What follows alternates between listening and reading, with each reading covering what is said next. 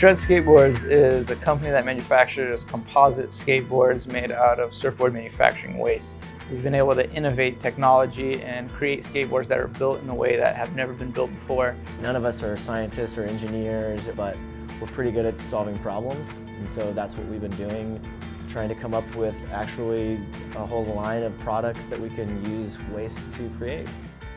You know, I've surfed my entire life, I've skated my entire life, and I don't want to have to sacrifice sustainability for performance. I don't want to have to ride a board that doesn't perform as well just because it's sustainable or because it has an impact. Every single one of our boards are handcrafted.